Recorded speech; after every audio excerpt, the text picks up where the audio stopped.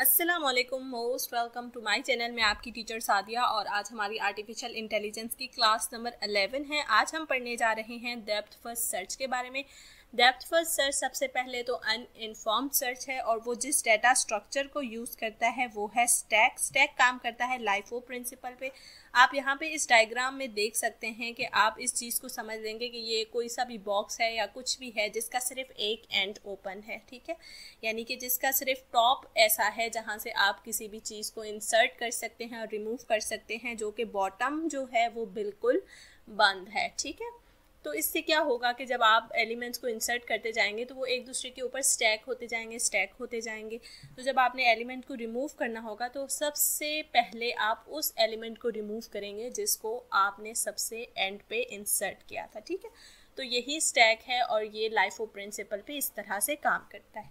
यहाँ पर मैंने जो एग्जांपल लिया वो बिल्कुल वही एग्जांपल है जो मैंने ब्रेथ फर्स्ट सर्च के लिए ली थी और मैंने आपको बताया था कि ग्राफ जितना भी कॉम्प्लेक्स हो आप उसको किस तरह से सिंप्लीफाई कर सकते हैं। उस क्लास में मैंने सिखाया था। अगर आपने वो क्लास नहीं देखी तो मैं लिंक दे दूंगी डिस्क्रिप्शन पे, आप वो वीडियो भी ज़रूर देखें, वो भी आप लोगों के लिए बहुत यूज़फुल है, ठीक है। तो सिंपली बात ये है कि हम जितना भी कॉम्प्लेक्स ग्राफ होता है उसको ट्री की तरह के फॉर्म में कन्वर्ट कर लेते हैं, ठीक है। आप देखें कि आपको ये चीज़ विजुलाइज करना ज़्यादा आसान होगा एज़ कम्पेयर टू दिस, ठीक है। अब आपको इस तरफ जो ग्राफ है उसमें नहीं समझ आ रहा होगा कि इसके कितने लेवल्स हैं ग्राफ के, और चाइल्ड नोड्स कौन है, नेबर नोड्स कौन से हैं, वो विजुलाइज करना भी थोड़ा सा मुश्किल हो जाता है। जबकि अगर आप इसमें देखें तो आपको ग्राफ के 3 लेवल्स हैं वो देखना भी आसान है, और इसके अलावा ए के 3 चाइल्ड नोड्स हैं, बी का चाइल्ड ई है, ये सब देखना भी बहुत आसान हो जाता है, ठीक है। 3 लेवल्स मैं इसलिए कह रही हूँ कि हम लेवल की काउंटिंग स्टार्ट करते हैं 0 से, ठीक है। 0 1 2 3 इस वजह से कह रही हूँ, ठीक है। तो अब हम देखते हैं कि हम किस तरह से डेप्थ फर्स्ट सर्च परफॉर्म कर सकते हैं यूजिंग स्टैक। तो आए स्टार्ट करते हैं। मैं यहाँ स्टार्ट कर रही हूँ ए से, आप किसी भी नोट से स्टार्ट कर सकते हैं। मैं अल्फ़ाबेटिकल ऑर्डर में लेकर चल रही हूँ। सबसे पहले हमने ए को इंसर्ट किया स्टैक के अंदर। अब हम क्या करेंगे कि ए को रिमूव करेंगे स्टैक से और एरे ऑफ विजिटेड में इंसर्ट कर देंगे, ठीक है। और साथ ही साथ रिमूव करने के हमने ए के जो चाइल्ड नोड्स हैं उनको स्टैक में इंसर्ट कर लेना है, जो कि है बी सी एफ।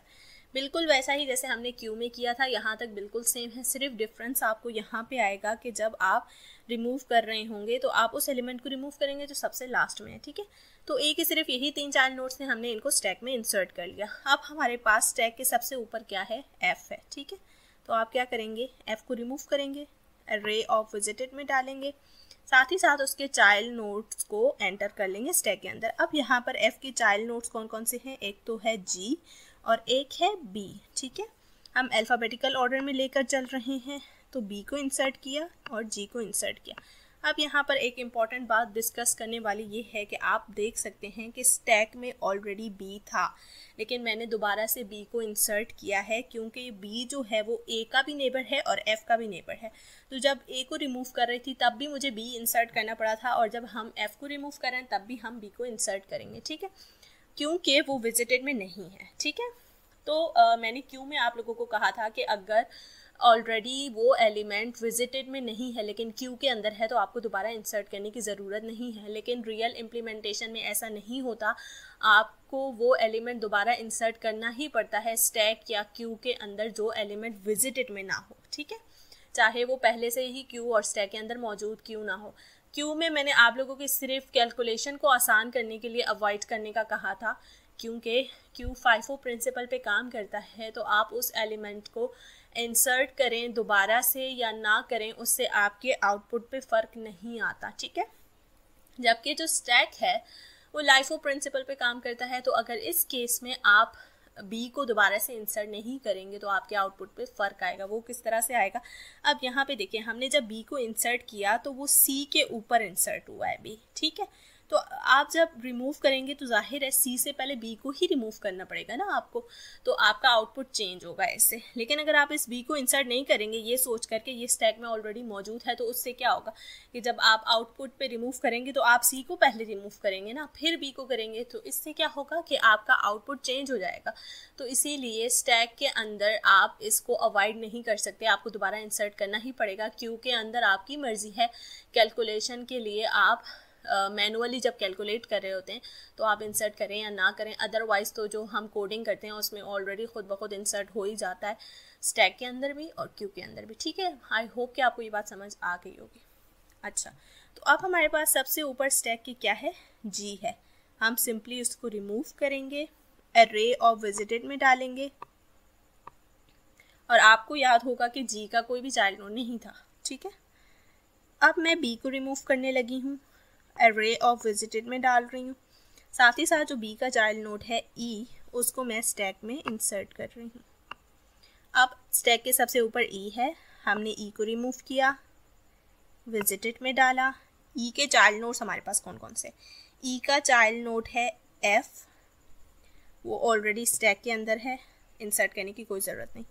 ई का दूसरा चाइल्ड नोड है जी, ऑलरेडी विजिटेड में है, no need to insert it again. And E का चाइल्ड नोड है हमारे पास एच, तो वो स्टैक में विजिटेड में नहीं है, तो उसको इसलिए हमने स्टैक में इंसर्ट कर लिया। अब एच को रिमूव किया हमने, array of visited में डाला, एच का चाइल्ड नोड है हमारे पास जी। ठीक है, तो हमारे पास जी ऑलरेडी विजिटेड में है, इसलिए इंसर्ट करने की ज़रूरत नहीं। अब स्टैक के सबसे ऊपर है हमारे पास सी, सी को रिमूव किया, array of visited में डाला, सी का चाइल्ड नोड है हमारे पास डी, डी को इंसर्ट किया हमने स्टैक के अंदर। अब डी सबसे ऊपर है, डी को रिमूव किया, विजिटेड में डाला। डी के चाइल्ड नोड्स हमारे पास कौन कौन से हैं, एक तो है ए जो कि ऑलरेडी विजिटेड में है, दूसरा चाइल्ड नोड है H which is already in visited nodes, so उसको भी नहीं ऐड करेंगे। अब यहाँ पर आप देखें स्टैक में बी रह गया, हमने बी को रिमूव किया, बी को रिमूव करते साथ हमने ये चेक किया कि वो विजिटेड में है, इसलिए हम क्या करेंगे कि बी के चाइल्ड नोड्स को स्टैक के अंदर दोबारा से इंसर्ट नहीं करेंगे, क्योंकि ये ऑपरेशन हम ऑलरेडी कर चुके हुए होते हैं। ठीक है, तो इसे आप लोगों को एक बात ये समझ आ रही होगी कि जब स्टैक से कोई चीज़ रिमूव कर रहे होते हैं तो उस टाइम भी हम ये चेक कर रहे होते हैं कि वो विजिटेड में तो नहीं है। ठीक है, जिस तरह से हम इंसर्ट करते हुए चेक कर रहे होते हैं, उसी तरह रिमूव करते हुए भी हम ये चेक रख रहे होते हैं। ठीक है, तो इम्प्लीमेंटेशन में कोडिंग के दौरान भी होता यही है। ठीक है, तो ये थी डेप्थ फर्स्ट सर्च को आप किस तरह से स्टैक के अकॉर्डिंग आउटपुट निकाल सकते हैं, उसका किस तरह से सर्चिंग कर सकते हैं, ये था उसका मेथड। ठीक है, अब हमारे पास सारे के सारे नोड विजिट हो चुके हैं और जो हमारा आउटपुट आया है वो है A F G B E H C T. ठीक है, तो ये था आपका आउटपुट। ठीक है, तो यहाँ पर अगर आपने बी को दोबारा इंसर्ट नहीं किया होता तो बिल्कुल भी ये आउटपुट ना आता, आपका आउटपुट डिफरेंट आता। आप चाहें तो वो भी करके देख लीजिएगा। ठीक है, और वो गलत होता है, इसलिए वो कैलकुलेशन के दौरान उस चीज़ को इम्प्लीमेंट मत कीजिए। ठीक है, अच्छा, अब हम पढ़ लेते हैं डेप्थ फर्स्ट सर्च के कुछ प्रॉपर्टीज़ के बारे में। तो डेप्थ फर्स्ट सर्च की सबसे पहली प्रॉपर्टी ये है कि वो यूज़ करता है chronological back tracking. Chronological back tracking actually होता क्या है, अब जब हमारे पास ग्राफ्स वगैरह में ऐसे केसेस होते हैं कि हमारा डेड एंड आ जाता है डेप्थ फर्स्ट सर्च में, क्यों? क्योंकि जो ब्रेथ फर्स्ट सर्च है वो क्या करता था कि वो अपने एक नोड को विजिट करने के बाद नेक्स्ट लेवल पे जाके सारे नेबर नोड्स को पहले विजिट करता है, फिर उससे नेक्स्ट लेवल पे जाता है, उसके सारे नेबर नोड्स को विजिट करता है। जबकि डेप्थ फर्स्ट सर्च में अगर आप देखें तो उसने ए को विजिट किया, ए के बाद एफ को किया जो कि ए का चाइल्ड नोड है। ठीक है, एफ के बाद उसने जी को किया जो कि एफ का चाइल्ड नोड है। तो वो बजाय नेबर्स को विजिट करने के वो चाइल्ड नोड्स को विजिट करते करते डेप्थ में जा रहा है। ठीक है, यानी कि वो पहले एक लेवल के सारे एलिमेंट्स को विजिट नहीं करता, बल्कि सिर्फ एक ही चाइल्ड नोड को पकड़ के उसके चाइल्ड में इसी तरह जाता जाता वो डीप में जा रहा होता है। ठीक है, तो एक टाइम ऐसे आता है कि डेड एंड पे पहुंच जाता है, वो आगे फर्दर जाने का रास्ता नहीं होता। जिस तरह के आप यहाँ पर देखें तो जी का आगे कोई भी चाइल्ड नोड नहीं है, तो उस केस में क्या करता है कि वो बैक ट्रैक करता है। ठीक है, back track, chronological back track का मतलब है कि वो अपने से एक स्टेप पीछे ही बैक ट्रैक कर सकता है। ठीक है, एक टाइम पे एक ही स्टेप के पीछे वो जा सकता है। जिस तरह के उसने देखा कि जी के आगे कोई भी चाइल्ड नोड नहीं है, तो उसने बैक ट्रैक किया और एफ को चेक किया कि एफ का और कोई चाइल्ड नोड तो नहीं था, और यहाँ पर आप देख सकते हैं कि एफ का चाइल्ड नोड बी था, तो उसने इस पाथ को चूज कर लिया और उसने बी से स्टार्ट किया, फिर बी के चाइल्ड नोड में गया, फिर एच में गया, ठीक है। तो इस तरह जब वो डेड एंड पे पहुंच जाता है तो वो पिछले वाले लेवल पे वापस जाता है और उसके चाइल्ड नोड्स को देखता है। इसी को हम कहते हैं कि क्रोनोलॉजिकल बैक ट्रैकिंग है, क्योंकि वो एक टाइम पे एक ही लेवल पीछे जा सकता है, ठीक है। अच्छा, may not terminate, get stuck in infinite loop. इसका क्या मतलब है कि डेप्थ फर्स्ट सर्च जो होता है ना, वो हो सकता है कि इनकम्प्लीट हो सकता है आपको आपके गोल स्टेट पर पहुंचाए ही नहीं और वो कहीं स्टक हो जाए, इनफाइनाइट लूप्स में स्टक हो जाए। वो कब पॉसिबल होता है? ये तो हमारे पास एक छोटा सा ग्राफ है, यानी कि इसके 3 ही लेवल्स थे, हमारे पास 3 ही डेप्थ था, ठीक है। तो ऐसे भी ग्राफ्स होते हैं जिसमें बहुत सारे लेवल्स होते हैं, बहुत डीप तक जा रहा होता है। तो डीप पे जाते जाते जाते जाते समटाइम्स इनफाइनाइट लूप्स होते हैं, तो डेप्थ फर्स्ट सर्च जो है ना उन इनफाइनाइट लूप्स में फंस जाता है, क्योंकि वो एक ही डायरेक्शन पे मूव कर रहा होता है, ठीक है। तो इस वजह से हम कहते हैं कि डेप्थ फर्स्ट सर्च हो सकता है कि इनकम्प्लीट भी हो, वो आपको आपके गोल स्टेट तक ना पहुंचाए, वो किसी इनफाइनाइट लूप में फंस जाए, ठीक है। तो ये जो अगले 2 पॉइंट्स है वो इसी से रिलेटेड हैं कि सोल्यूशन इसलिए गारंटेड नहीं है।